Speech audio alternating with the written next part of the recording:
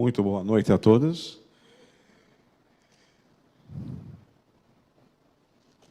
Nós estamos terminando aí o primeiro dia da semana, né? Amanhã muitos estarão saindo para as suas atividades fora de casa. E eu oro a Deus para que cada um possa ter uma semana de paz, uma semana de vitória sobre todas as suas dificuldades. Essa é a minha oração, que você seja abençoado por Deus essa semana. Eu quero que você abra sua Bíblia, mas não precisa ler ainda. Abre em Mateus 24, nós vamos ler depois, vamos estudar depois do versículo 37 em diante. Mateus 24, do 37 em diante, vai ser o nosso tema principal dessa noite, que eu quero trazer para vocês aqui, tá bom?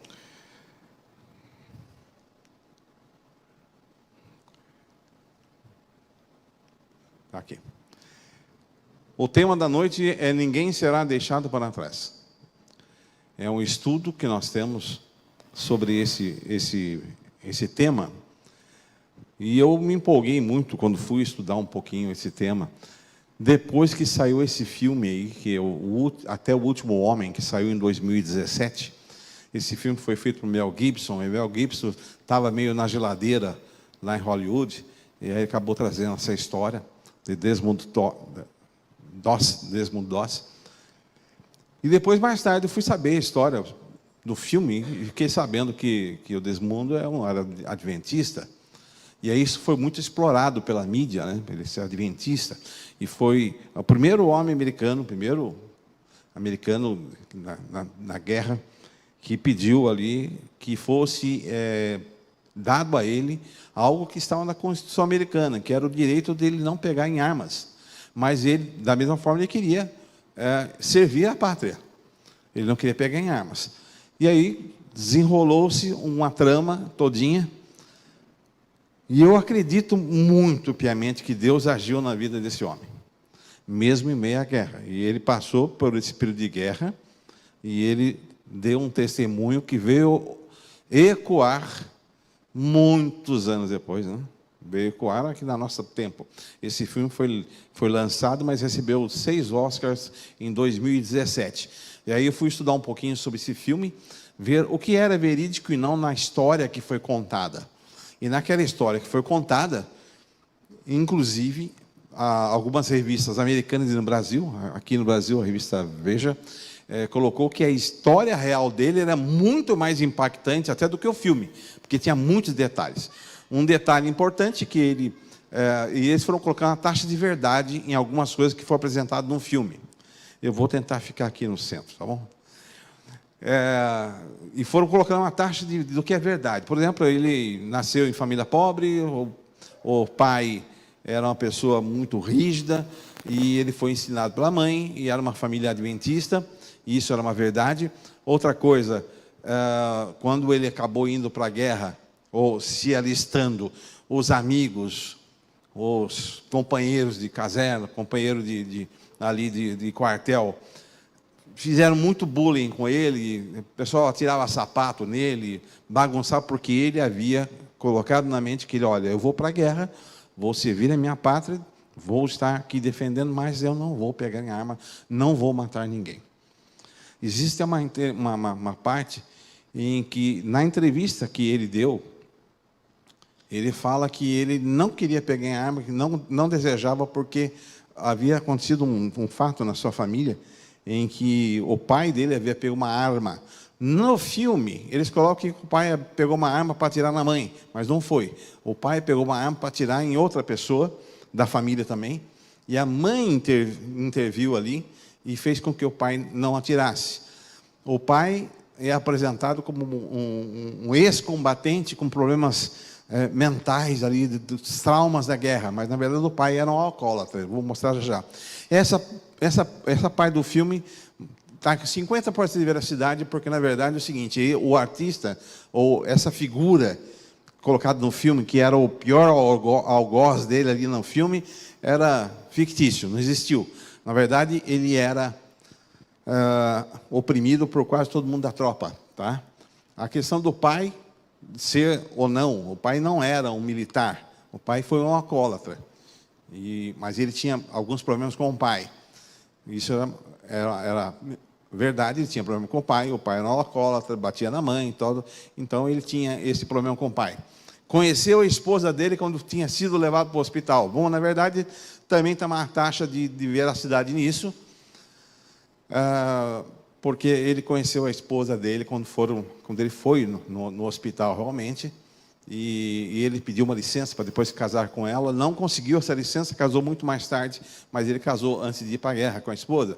Um detalhe importante, aqui é um ponto importante, a taxa de veracidade disso, 90%. O que era? Ele participou de algumas campanhas, e entre elas foi de Okinawa, que aparece e é real aquele paredão de pedra em que os soldados americanos sobem o paredão para atacar os japoneses e são rechaçados. E muitos soldados são feridos e são largados e a tropa desce o paredão. E no filme ele se recusa a descer e ele começa a trazer soldados, os feridos, e desceu os feridos por corda naquele paredão, desviando do fogo dos inimigos. Os japoneses estavam meio assim, iam até a beirada, não iam, e ele trouxe. E a taxa está 90%, por quê? Ele calcula que ele desceu umas 50 pessoas.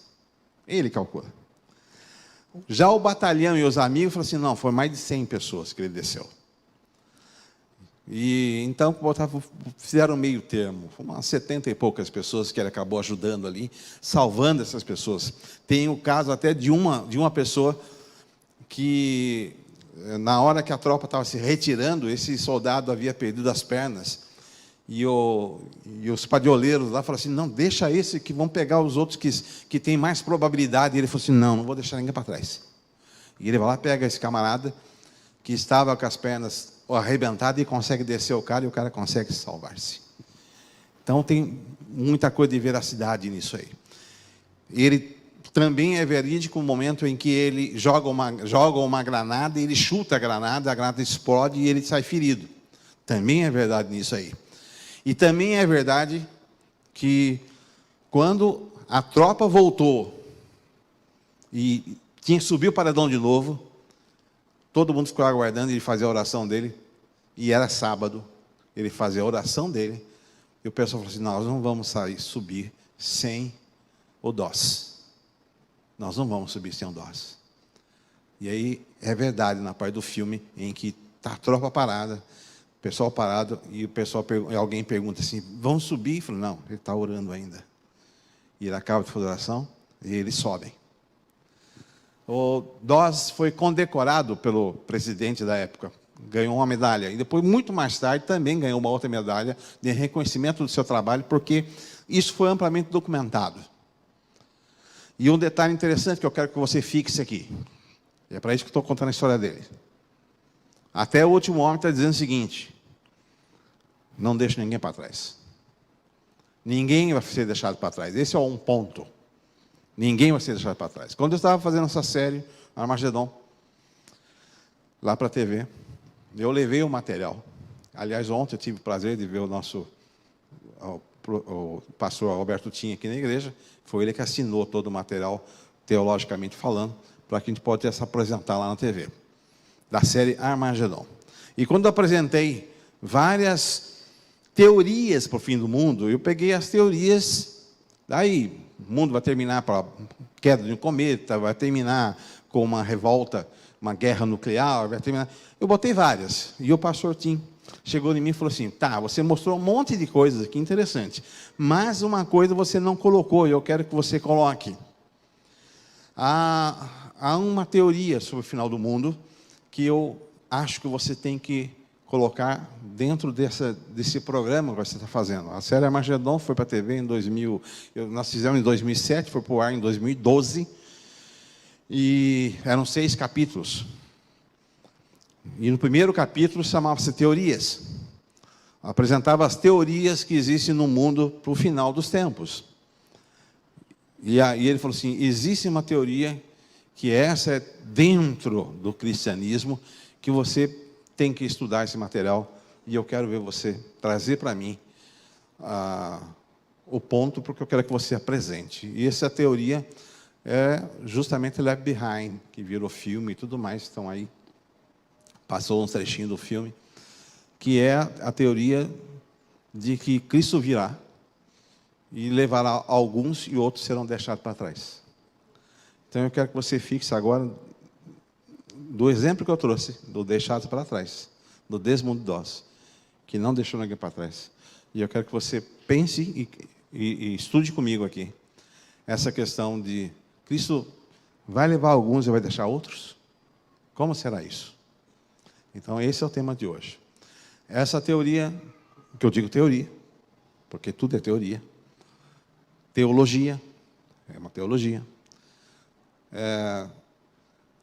Em 2007, existiam mais de 450 milhões de pessoas, só nos Estados Unidos, no mundo, mas só nos Estados Unidos, muitas pessoas que acreditavam piamente nessa teoria, e nessa teologia, vamos lá, melhor, nessa teologia, de que Cristo viria secretamente, levaria uma parte do povo, outra parte ficaria.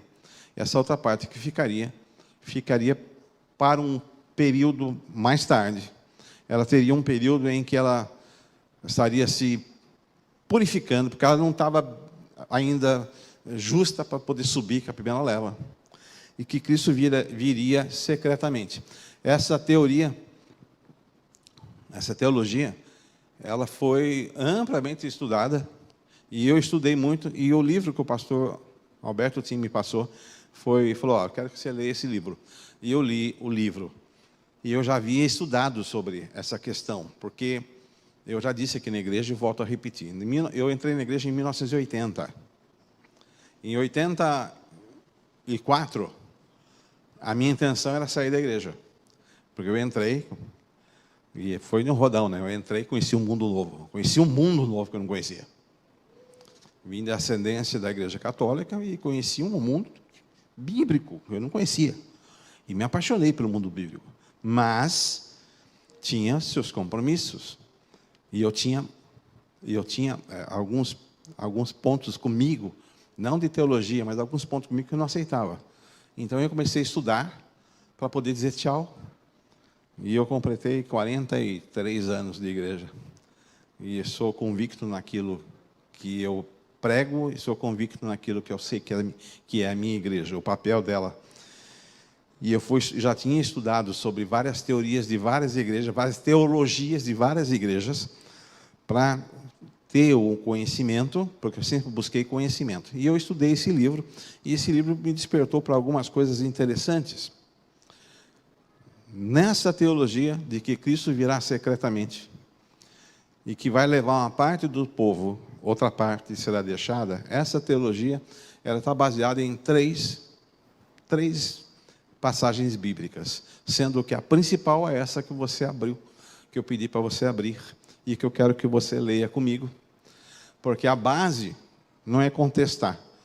Eu não estou querendo contestar, eu quero que você saia daqui com uma convicção, e eu vou dizer qual é a convicção que eu quero que você saia daqui, no desenrolar de tudo isso aí. Então eu quero que você leia comigo na Bíblia, para que a gente possa ter a base. Vamos lá, Mateus 24, do 37 em diante, o que está na Bíblia. Pois assim como foi nos dias de Noé, também será a vinda do Filho do Homem. Porquanto, assim como nos dias anteriores ao dilúvio, comiam, bebiam, casavam e davam-se em casamento, até o dia em que Noé entrou na arca, e não se aperceberam. E aí veio o dilúvio e levou a todos. E assim será também a vinda do Filho do Homem. Aí, a partir daqui, foi criada uma grande teologia. E então 2 estarão no campo, um será tomado e deixado o outro. 2 estarão trabalhando no moinho, uma será tomada e deixada a outra. Portanto, vigiai, porque não sabeis em que dia vem o vosso Senhor. Dentro dessa teologia, baseada nesse versículo e em mais nesse texto e em mais 2 textos, foi criada toda essa expectativa e dessa forma, avaliando simplesmente da maneira, uma leitura superficial, porque é uma leitura superficial, porque o próprio contexto bíblico de Mateus 24 acaba rebatendo. Nós não podemos fazer de um versículo uma teologia.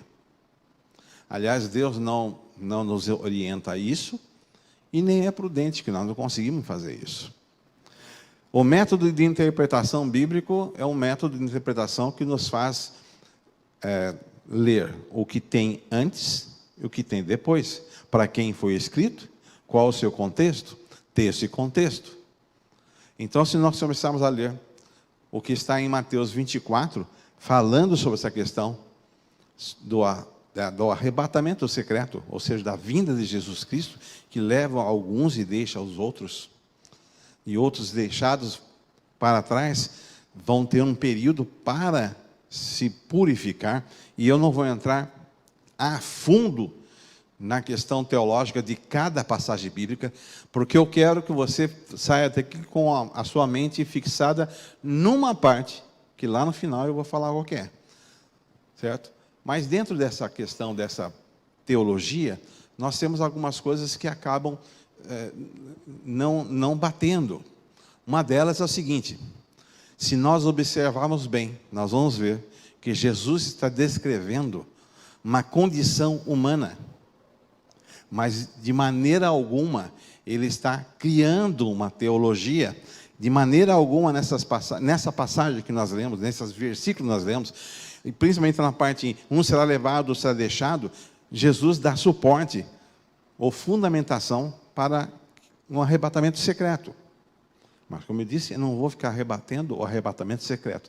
Eu quero chamar a sua atenção para um lado muito precioso sobre isso, que é como Cristo vai agir comigo e com você, na sua volta. Nesse texto, você vai estudar e você vai encontrar ali o porquê da fala de Jesus. Ele está falando o seguinte: olha, como nos dias não é, as pessoas estão vivendo a vida. Elas estão despreocupadas. Casam são... Quando eu falei sobre isso uma vez, eu estava em Curitiba, quando eu falei, estava passando, porque isso faz parte da primeira parte do estudo do Armagedon, das teorias, e eu falo aí mais profundamente sobre a questão dessa teologia. Uma pessoa falou assim: então, Fernando, peraí, então é proibido casar? Jesus está condenando quem casa, porque está falando quem casa? Eu falei: não. Gente, a gente tem que interpretar a Bíblia, e interpretar a Bíblia lendo, estudando. Há detalhes na Bíblia que você vai ler e vai compreender na hora. Há detalhes que você vai procurar o contexto disso tudo, a aplicação daquilo tudo, e você vai encontrar. Porque a Bíblia não é um livro fechado de forma que você não consiga compreendê-la. Como eu disse, eu vim de ascendência católica. E na minha rua, existiam pessoas que eram crentes. E, infelizmente, 2 filhos daquela senhora eram pessoas que tinham problema mental. Não problema mental severo, mas eles tinham alguns problemas mentais. Tinham dificuldades.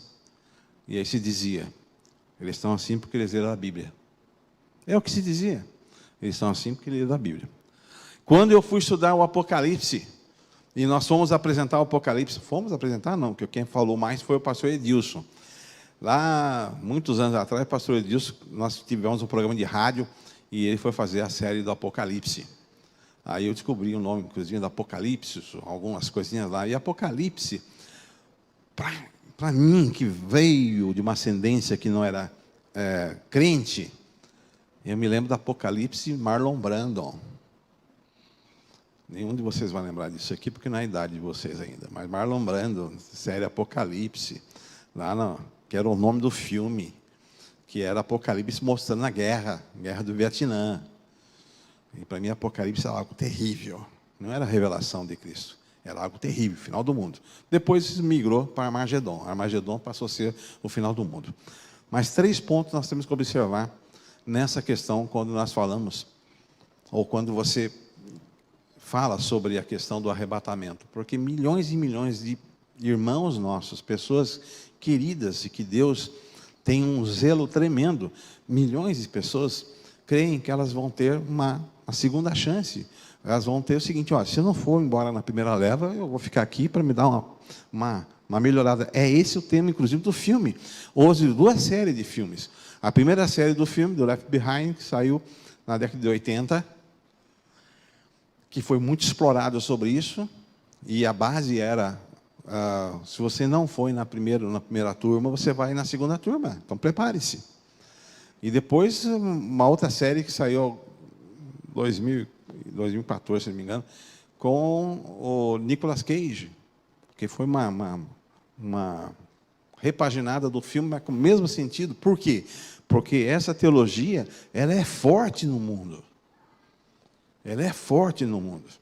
Mas será que nós temos realmente essa repescagem, que eu posso dizer assim? Você não foi na primeira, você pode ir na segunda. É isso que a Bíblia nos ensina. Aí você vem no próprio livro de Mateus. E aí é que eu digo que muitas pessoas, às vezes, elas leem um versículo, leem alguma coisa e não pesquisam. Irmãos, não existe uma passagem bíblica dizendo leia a Bíblia. Você vê nos carros, vê no adesivo, vê em camiseta, vê no boné. Leia a Bíblia. Não existe um versículo falando leia a Bíblia. Existe um versículo falando assim: examinai as Escrituras. Examinar, estuda. Se você estudar, você vai ver.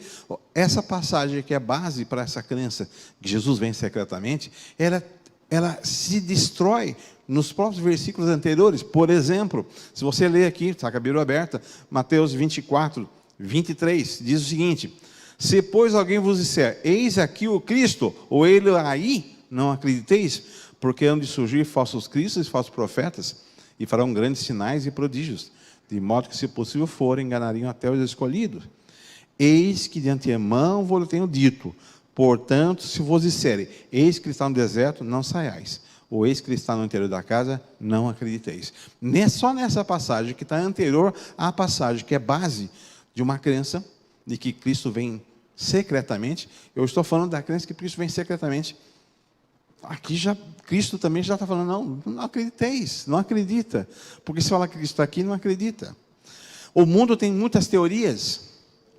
Eu já tive visita de pessoas em casa pregando, e a pessoa, numa sinceridade, irmãos, há uma coisa que eu rebato, eu não gosto. E eu tento ter muito cuidado. Então, se alguém aqui, por exemplo, tem essa crença, eu não estou te rebatendo, mas eu quero te mostrar uma coisa. E eu tenho respeito, porque as pessoas creem e elas se entregam àquela crença, e é isso que tem o valor dentro do coração. Eu recebi 2 homens foram em casa, foram pregar a mensagem e começaram a abrir. Um bem velhinho, fiel.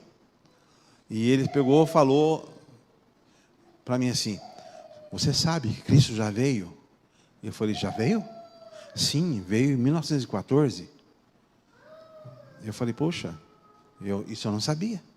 Veio em 1914. E eu falei: mas e daí? Ele veio e o que aconteceu? Ele falou: ele veio, mas ele vai voltar de novo. Eu falei: então ele vai vir de novo? Bom, tá certo. Mas ele já anda entre nós. Ele já veio e está aqui nessa terra. Eu falei: mas o senhor viu? Ele falou: não, só os olhos espirituais eu vejo. E eu fiquei com o coração apertado. Eu falei: puxa, um homem tão sincero desse. Se um homem desse não viu, imagina eu. Estava há 40 e poucos anos na igreja dele, pregando que Cristo já tinha vindo, que só os olhos espirituais poderiam ver. E eu perguntei para ele, eu fui indelicado sem querer: mas o senhor já viu? Mas eu fiz a pergunta, não foi para cutucá-lo, é porque de repente eu falei: não, eu quero saber. E aí ele falou assim: não, eu não vi ainda, só os olhos espirituais. E eu falei: puxa vida. Irmãos, existem teologias para muita coisa, mas a Cristo está dizendo aqui: olha, vão dizer que eu estou andando pelo mundo. Eu já fiz um sermão apresentando os cristos que estão andando pelo mundo, se dizendo ser Cristo. Várias pessoas se apresentando. Há uma declaração importante, ainda na sequência dessa passagem: como será a vinda de Cristo? no próprio versículo, porque assim como o relâmpago sai do Oriente e se mostra ao Ocidente, assim também será a vinda do Filho do Homem. Não tem nada de secreto num relâmpago. Aliás, você já tentou dormir numa noite de chuva e de relâmpagos? Minha mãe, devota, quando chovia muito, ela acendia uma vela para Santa Bárbara e fazia todos nós ficarmos de joelho orando para Santa Bárbara. Era a fé dela. Ela cria naquilo. E interessante, às vezes a chuva passava e ela agradecia. Eu cresci nesse meio. E eu cresci dessa forma. E por isso que eu olho e tenho respeito, porque as pessoas, elas recebem uma informação e os fiéis mantêm aquela informação. Mas Cristo diz, olha, como um relâmpago, não tem como esconder um relâmpago. Não tem como fazer isso. A volta de Cristo, ela vai ser visível, corpórea. E então aparecerá no céu, Mateus 24:30. Tu está vendo que é a mesma sequência. Nós lemos do 37 ao 42, que saiu uma teologia. Agora, os versículos anteriores acabam destruindo a teologia. E que milhões de pessoas, e eu vou falar qual é o grande problema. O grande problema disso tudo. Então aparecerá no céu o sinal do Filho do Homem, e todas as tribos da terra se lamentarão, e verão vir o Filho do Homem sobre as nuvens do céu, e com poder e grande glória. E ele enviará os seus anjos com grande clangor e trombeta, os quais ajuntarão os escolhidos desde os 4 ventos, de uma a outra extremidade dos céus, todas as nações. E eu aprendi que todo é todo. Aprendi que tudo, da pior forma possível. Estava fazendo o meu curso lá para a aeronáutica e recebi a ordem de todo mundo tem que fazer tal coisa.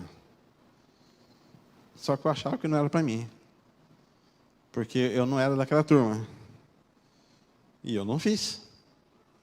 Aí o tenente chegou e falou assim: você sabe o que é todo?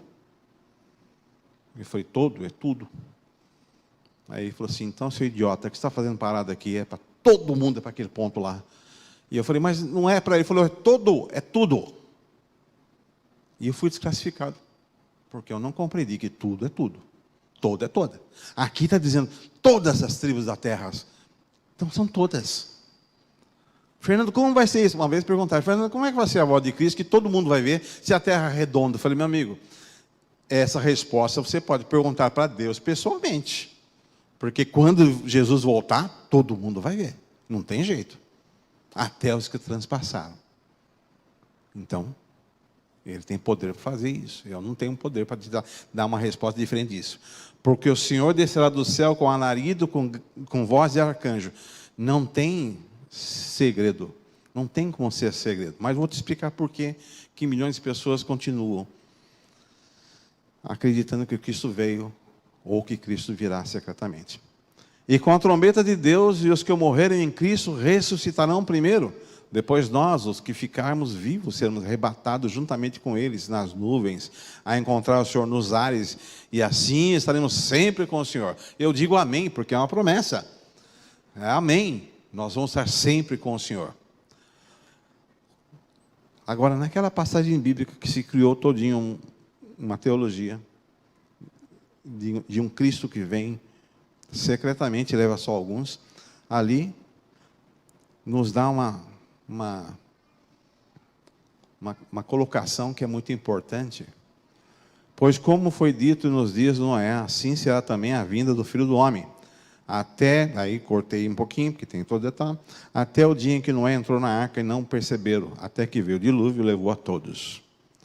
Irmãos, ninguém vai ser deixado para trás. Sabe por quê? Porque quando Cristo voltar,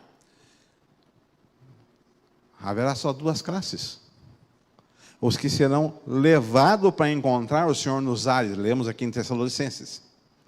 Serão aqueles que aceitaram a Cristo, aqueles que perseveraram na fé, aqueles que passaram por grande dificuldade. E aqui, inclusive, há a questão da grande tribulação. Eu estava em Curitiba, apresentando a série do Armagedon, na sexta-feira à noite. Graças a Deus, a igreja lotada, a igreja do Portão é muito grande. Conhece a igreja do Portão, pastor? Ela é grande, né? Estava lotada, as pessoas queriam entender. E entrou um senhor, e me falaram antes, vai vir um senhor aqui que é dono de uma igreja. Eu falei, não entendi, como assim dono de uma igreja? Não, é que ele criou uma igreja, ele é dono da igreja. Eu falei, tudo bem. E ele entrou. E quando eu falei sobre a volta de Cristo, e quando eu afirmei que Cristo ele virá pela segunda vez, ele veio como menino, como criança, e virá agora em grande glória e poder para levar seus filhos, e estaremos com Cristo, como diz, estaremos para sempre com Cristo. Ele indagou, você está dizendo que a igreja não vai estar aqui na grande tribulação? Eu falei assim, eu estou dizendo que quando Cristo voltar, ele vai levar a todos os seus, e não uma turma agora, uma turma depois. E ele não se conformou com aquilo. E ele quis até debater. Tinha uns 8 pastores assistindo. Aí um pastor mais de idade falou assim, o senhor não quer conversar com ele depois? Que a gente quer ouvir o restante. Então, faz o seguinte, o senhor conversa com ele. Terminei às 9 da noite, ficamos até às 11h30 conversando. Até às 11h30 conversando. Eu sei que depois ele começou a ter um estudo bíblico, ele era capitão. E tinha um capitão na igreja. E ele começou a ter um estudo bíblico, e eu não sei. Depois não voltei mais, não sei como enfim levou. Mas tive uma boa conversa com ele. E de repente, no meio da conversa, ele começou a perceber, isso eu notei, começou a perceber que ele entrou num labirinto. Quando você começa a mostrar as passagens bíblicas, entrou num labirinto. Sabe por que muita gente acredita na vinda de Cristo secretamente, dessa forma? Uma vinda leva alguns, depois ele volta para levar outros. Porque quando as pessoas leem na Bíblia sobre a volta de Cristo, elas não estão pensando na segunda volta, a qual nós aguardamos. Eles estão pensando na terceira volta. Na qual terceira volta? Eles olham uma vinda secreta, que não tem a base bíblica, mas tudo o que você fala sobre a volta de Cristo, eles se aplicam na terceira vinda de Cristo. Não na vinda pós-vinda, não naquela do juízo executivo, não aquela em que Cristo voltará com a cidade santa e vai exterminar o pecado para sempre. Não. Eles estão crendo que Jesus está voltando para buscar aqueles que ficaram na primeira leva. Eu fico preocupado com isso. E aqui o pastor Alberto Tim, quando eu estava falando, ele explicou sobre isso lá no material que foi para a TV. E ele faz uma colocação assim muito interessante. Ele falou, o grande problema dessa teologia, e ele fala assim de uma maneira assim, teologia é que muitas pessoas pensam que vão ter uma segunda chance e relaxam. Mas não é assim. A Bíblia nos ensina que quando Jesus voltar, vai levar os seus filhos. Ou estaremos no céu, ou estaremos mortos. Esse é o ponto. Ninguém será deixado para trás aqui na terra, porque os que ficarem na terra são aqueles que não aceitaram Cristo, e eles estarão mortos. Eles não estarão vivos, porque eles pediram, caí sobre nós e escondei-nos do rosto daquele que está sentado sobre o trono. Quando Jesus vem, os que não aceitaram a Cristo, não aceitaram todos os apelos, não vão suportar, e eles vão querer morrer, e vão morrer. Nessa igreja, há pelo menos uns 15 ou 20, não mais, uns 20 e poucos anos atrás, eu fui fazer um sermão, e eu fui demonstrar aqui ao vivo e a cores, como será a ação de Cristo em relação ao pecador. E aí eu peguei aqui um chumaço de algodão, e botei aqui não era esse púlpito, era um outro púlpito, né? Botei um chumaço de algodão dentro de uma vasilhinha, e botei álcool, e acendi um fósforo. Os diáconos quase morreram do coração, quando viram eu acendendo um fósforo no púlpito, né? E eu cheguei naquele chumaço de algodão, que estava embebido em álcool, e coloquei. Pegou fogo, não pegou fogo? O que vocês acham? Pegou fogo ou não pegou fogo? Pegou fogo. Vou te fazer uma pergunta. O que pegou fogo primeiro? O algodão ou o álcool? O álcool. Assim é o que acontecerá com as pessoas. Jesus vem para exterminar o pecado. Mas se a pessoa não se livra do pecado, não quer se livrar do pecado, Jesus vem para destruir o pecado, não o pecador. Mas se a pessoa está embebida com o pecado, infelizmente, ela terá um efeito. Ela terá um efeito disso. Aqui diz, mas o dia do Senhor virá, 2 Pedro 3,10. Mas o dia do Senhor virá como um ladrão de noite, no qual os céus passarão com grande estrondo, e os elementos ardendo se desfarão, e a terra e as obras nela se queimarão. Não há nada secreto nisso. Há várias outras passagens demonstrando que a volta de Cristo, o céu vai se enrolar. Será um evento jamais visto. Mas qual que é o grande perigo para o mundo? É que milhões estão aguardando que ocorra uma segunda chance. Portanto, como diz o Espírito Santo, se ouvires hoje a sua voz, não endureçais o vosso coração, como na provocação no dia da tentação no deserto que os judeus fizeram. Deixa para mais tarde. Meu avô Bernardo, na verdade ele era avô da minha esposa, mas eu adotei ele como avô e que ele me adotou como neto. Ele dizia o seguinte, né? Há pessoas que queimam a vela quase todinha para Satanás, e lá no finalzinho, lá no toquinho, lá no falta, acabando a vela, quer queimar para Deus. Aí agora eu vou acender para Deus. É isso que ele dizia. Isso é procrastinar. Meu irmão, minha irmã, e vocês que estão assistindo, eu não sei quantos de vocês estão deixando para mais tarde. O grande perigo de acharmos que existe uma segunda chance é de nós não tomarmos a decisão hoje. Qual que é a decisão que você tem que tomar hoje? Hoje, se ouvires a voz do Espírito Santo, é hoje, toma uma decisão hoje. Não fica aguardando uma segunda chance, uma repescagem, vamos ver o que acontece. A teologia é enorme, é enorme. Se você pegar as implicações, tem um monte de versículo que demonstra isso. Mas eu quero que você fixe na sua mente que hoje é o tempo de tomar atitude.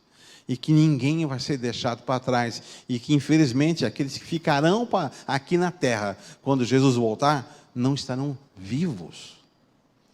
O filme mostra as pessoas vivas, tal lá, mas não ficarão vivos. Não tem teologia que embasa isso. São três passagens bíblicas, e nenhuma das três nos dá substância teológica. Eu não quero me ater aqui à substância teológica. Eu quero me ater a um detalhe importante, que se você lembrar só disso, quando você for embora para casa, eu já serei satisfeito. Aqui diz, para que todos aqueles que nele crê não pereçam, mas tenham a vida eterna. Essa é a vontade que Cristo tem. Todos que creem, porque a salvação é dada a todos. Porque Deus amou o mundo de tal maneira que deu seu Filho unigênito, para que todo aquele que nele crê não pereça, mas tenha a vida eterna.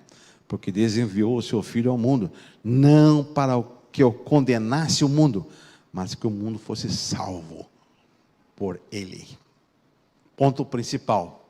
Meu Deus, o teu Deus, Ele não veio para te condenar. Ele veio para te salvar. Mas a decisão é sua. Por isso é que se você ouvir hoje a voz do Espírito Santo, você tenha uma certeza. Ninguém será deixado para trás. Saia com esse pensamento. Cristo não deixará ninguém para trás. Que Deus te abençoe, para que você possa levar para casa essa certeza. Você é precioso aos olhos de Deus. Jesus morreu por você. E quando Ele vier, Ele quer te levar. E um dia eu prego para você sobre como será a nova terra que aguarda você. Deus abençoe, que você tenha uma semana de paz.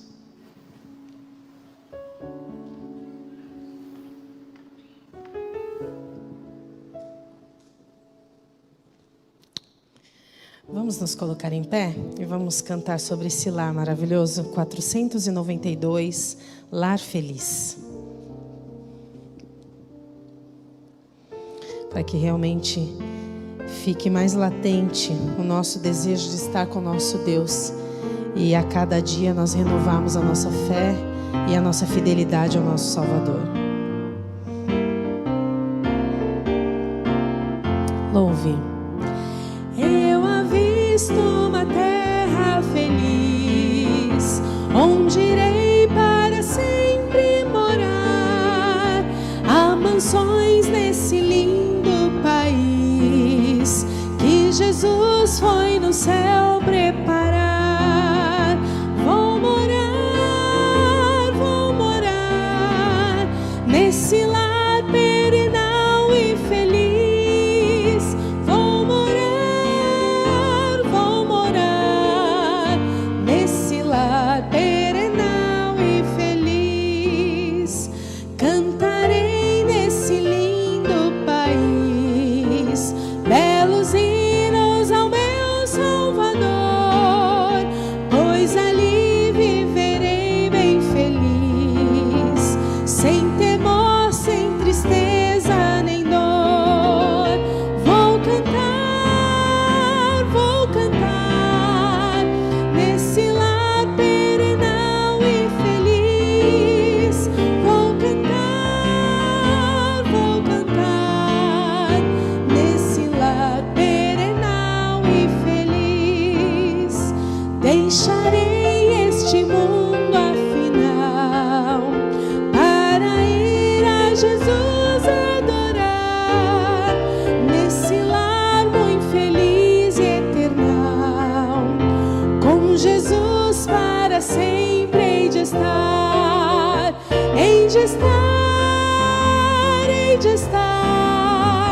nesse lar perenal e feliz. Hei de estar nesse lar perenal e feliz.